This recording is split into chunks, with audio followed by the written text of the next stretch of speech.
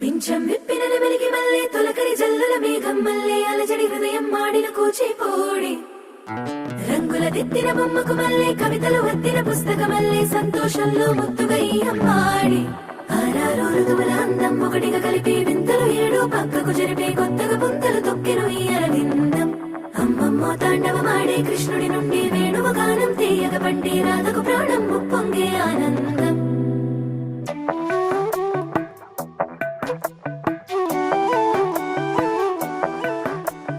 మధురము కదా ప్రతొక నడక